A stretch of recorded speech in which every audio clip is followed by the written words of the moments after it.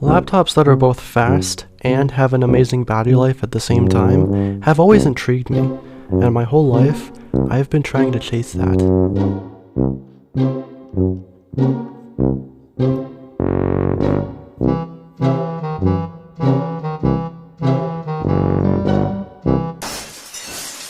Now before I get into this, I want to talk about my pretty rough history with laptop battery life. So back in 2017, I got an Asus X555Q laptop, and the battery was trash. It wasn't until I took that laptop apart in 2020 when I realized that the battery was only 37 watt hours, which is a pretty low capacity even for a lower powered laptop. And the CPU was an AMD A10 9620P that was built on a 28nm process node.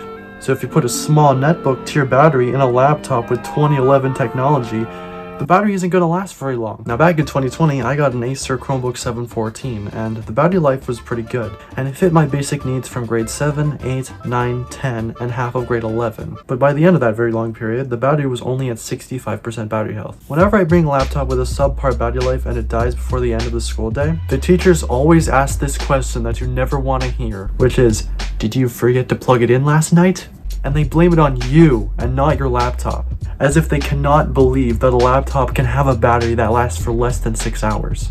So in this video, I will try my absolute hardest to go from, did you forget to plug it in last night, to, I can't believe that thing still has battery, and I will take my battery life as close to the max as possible.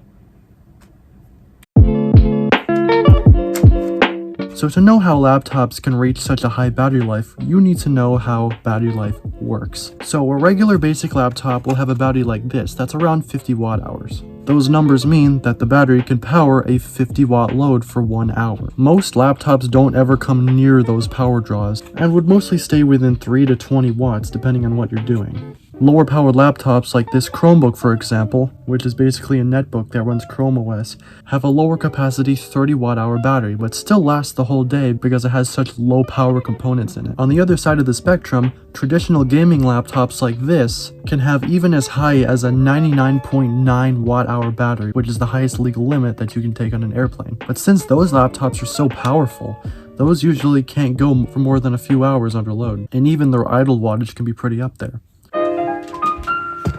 But now let's talk about undervolting. Now, undervolting in general is kind of weird because it basically means sending less voltage to your CPU at the same clock speed, making it pull less watts, and in turn makes it more efficient. Undervolting can also increase the highest performance that your CPU can achieve by increasing the clock speed while consuming the same amount of watts. On this laptop, which is a ThinkPad T580, by turning speed set to 0, turning on high performance mode, undervolting, and also increasing the turbo power limits, will essentially lock the clock speed on this laptop to its max turbo, which in this case is 3.6 GHz, with the only real limitation being cooling. This in turn makes the performance scores way higher than stock. One person with the i5-8250U got around 2700 points in Cinebench R23, but my ThinkPad, which is completely undervolted and on the highest performance that I can achieve, got up to 3800 points, which is 1100 points more. I know the 8350U can boost up a little bit higher, but you get my point. And I talked about this a little bit earlier, but one of the biggest tells for laptop efficiency is the process node that the components are built on. So Intel recently came out with their 1.8nm process node, which is actually called 18A, which means angstrom, which is very cool.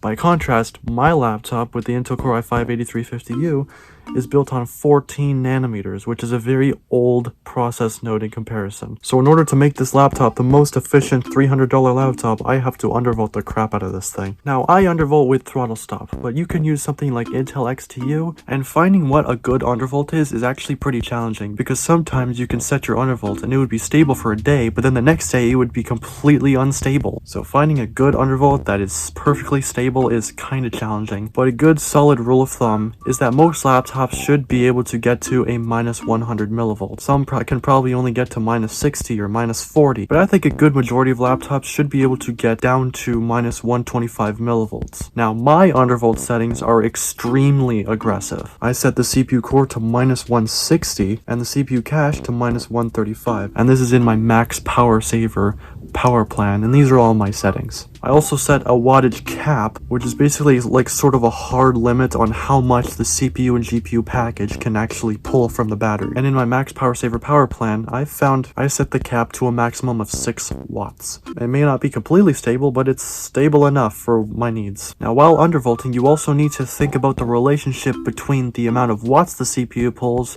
and the extra performance that you get for each extra watt that you give to it. This is a graph I made, and as you may notice, around 12 watts, that's when the line starts to taper off. After that point, the more watts you give to the CPU, the less the performance increases. This is known as the law of diminishing returns, and in order to get the maximum power efficiency you can get from your CPU, you need to stay under that point.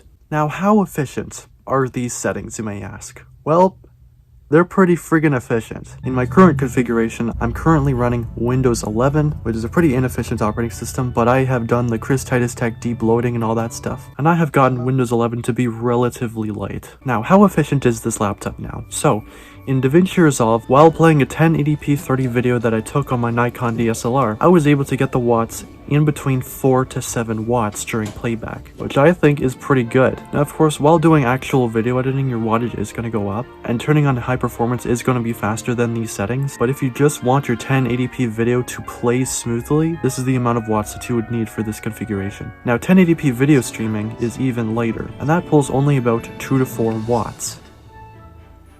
Now note, these wattage numbers are only CPU package power consumption numbers, it's not the entire system, and for that you need to add 2 to 5 watts more. Now of course on idle, my CPU can even idle under a watt, down to 0.5 watts, 500 milliwatts on idle.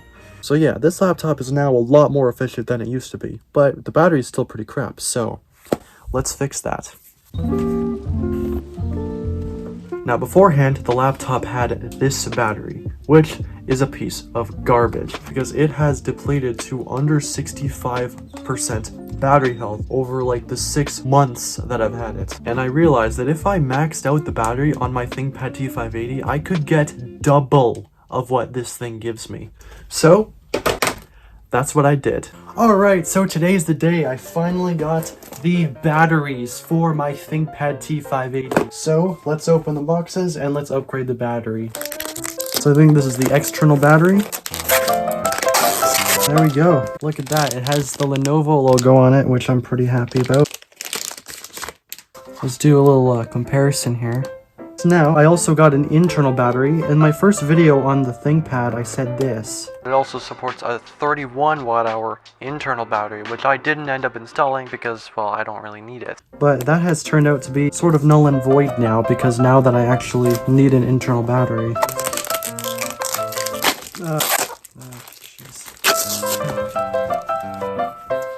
There's the internal battery. My T580 actually did come with an internal battery, but the one that I got was actually like dead. It shorted itself basically.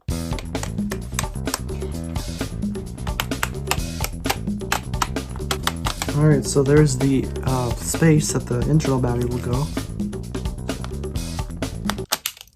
Oh my god, no. It's like the dimensions are ever so slightly off. What the f***? It turns out that in the laptop, there were stops that were keeping the laptop from closing properly because the battery wouldn't fit perfectly, so I had to cut them right off. Like, these holes on the battery are too tiny. I'm gonna try and use the nail clipper. There we go. Oh, it hit my face. There we go. It's done. Close it up. Behold, the ThinkPad T580 with a full maxed out 104 watt hour battery capacity. This thing is nuts.